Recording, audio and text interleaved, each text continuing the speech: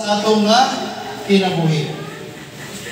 Dili ba kung mag-isgutag sports magigsunan, labi na kung ang score tabla kunya last 2 minutes na ang pasudlon gyud sa coach o ang itudlo sa coach kanang pinakamaayo gyud strategy.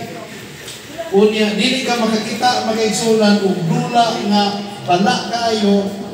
When we talk na 2 minutes na lang ang bilin, unya tablang score. Makita nimo nga grabe gyud ka, thrilling ang dula kung basketball man na o sa pala nga sports magigsunan.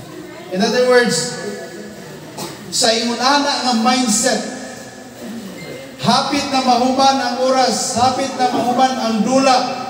Unya pila na lang ka minuto ang ibilin. Ang tendensiya may tabo magigsunan nga ang matag player careful gyud kanunay sa ilang moves. Sigurohon gyud nga sundon ang instruction sa coach.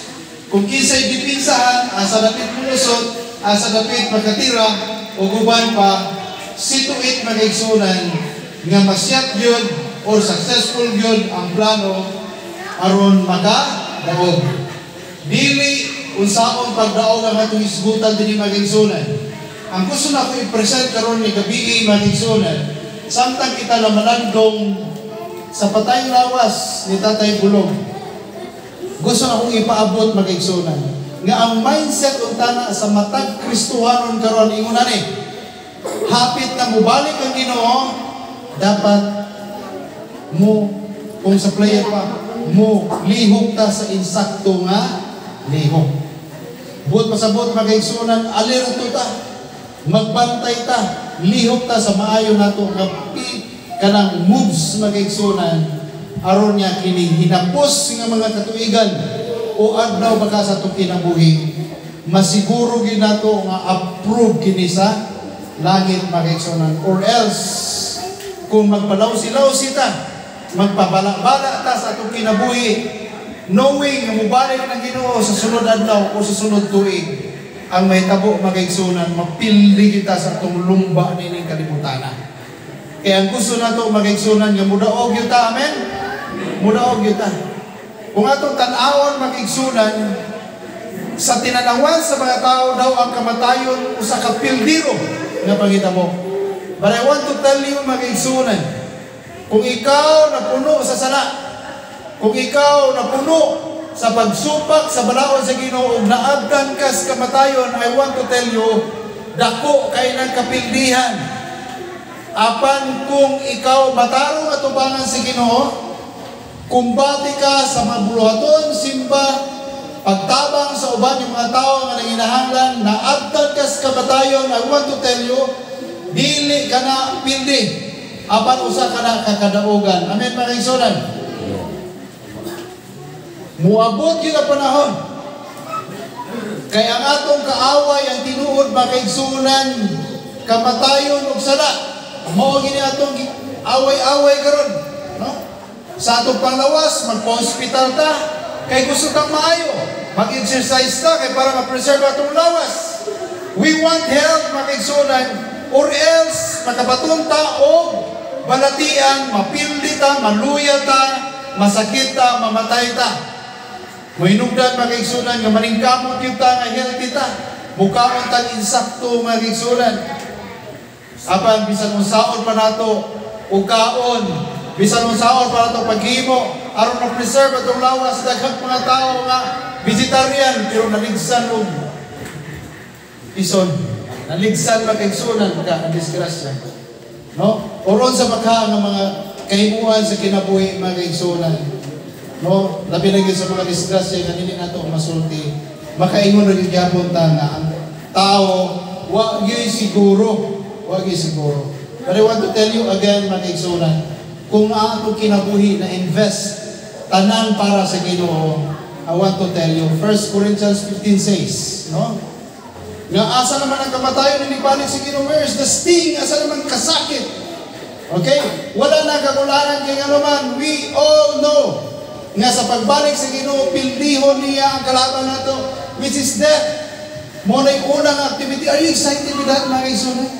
Nga bubalik ang Ginoo magtamo ng kamatayon. Just imagine. Una-una ako ninyo mga kaigsunan nga ang kinabuhi na itong kipuyan karon wala na'y kamatayon. Napo tayo problemahon, wala na. Wala na, uy. Okay, di na ta mahilantan, di na ta masakit, o guban pa mga kaigsunan, kaya nga naman, kung may kamatayon, nga nung mahilantan ta, nga nung masakit ta, naglantaw na sa unahan, yung mamatay ta, mga kaigsunan, practice na siya. Okay? So, muna mga kaigsunan niya, muabot yun ang panahon nga buntugon na sa Ginoo. And I believe, mga kaigsunan, nga ang Barula family is or are looking in this future event, mga kaigsunan, nga bubalik ang Ginoo, pindihon ang kaway nga mao kamatayon ug ang sara. Ug niya kung pindihon ang mga kaigsunan, ingon ang Biblia nga hatagan na ta og bag-o nga lawas madunot. Di ka sa madunot nganto sa dili na madunot, no? Mamatay dili na mamatay. Me personally, mga kaigsunan, I'm really looking forward to that. It would be exciting kana nga panahon, mga kaigsunan. But this time, gusto na akong ipaabot, mga kaigsunan, looking at Hebrews chapter 11, 32 to 40. Ang Hebrewanon 11, 32 to 40, nag-mention og mga tao, mga kaigsunan, propeta, hari, diha sa Biblia nga gitagaan sa Ginoo og saad. Okay? Sama kang Moises, saad sa yuta nga saad. Kabalo po mo asa ang yuta nga saad kanang gigirahan karon sa mga Hamas, Gaza. Israel mo na yuta sa saad, mga kaigsunan. Nga gisaad sa una pa yung panahon kay original ni gikan na kang Abraham. Na makwit pa siya sa Abraham kay nag-famine during that time. O niya hangtod niya abot ito kang Moises nga tayo, mga kaigsunan. Ano kang Joseph, dito sila nagpuyo sa Ehipto, o nagikan sa Ehipto, mga kaigsunan. Gusto sa Ginoo nga ipabalik dito sa original nga gihatag na dapit sa Ginoo, which is Israel. Kana nga palibot yung mga nasod diha, mga kaigsunan. Munay gi saad sa Ginoo. Apan kini si Moises nga gisaaran, wala nakadawat sa saad. Ang Ginoo nagsaad og kinabuhi nga wala nay katapusan, tinuod dili. No. Pero nakadawat na ba karon? Wala pa kay paabuton pa. Nagsaad ang Ginoo nga dili na ta mamatay, niabot na ba? Wala pa kay gisaad pa na.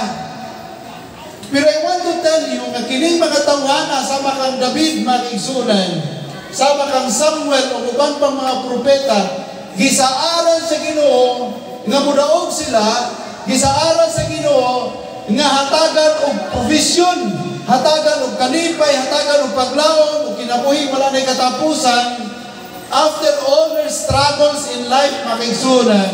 But I want to tell you, dili siya beneficiary, mga kaigsunan, sa saad, pero maura ni mga tawana nga bahala dili makadawat sa gisaad. Ang importante kinabuhian ang gisulti sa nagsaad.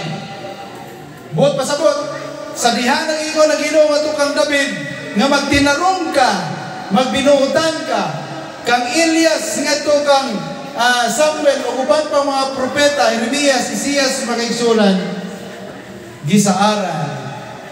O niya, gisaaran, nagtuman, nagsunod, mga kaigsunan, bahala o dili makadawat sa saad.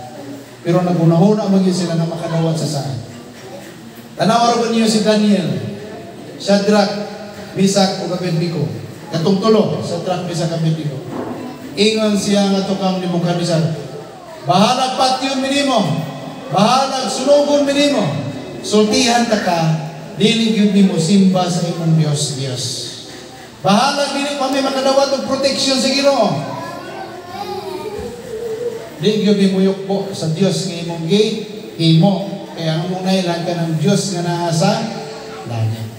I want to tell you, mga kaigsunan, ang Biblia maupod ni ang pulong sa mga saad. Amen? Og matag adlaw naghatag kanato kini og mga inspirasyon sa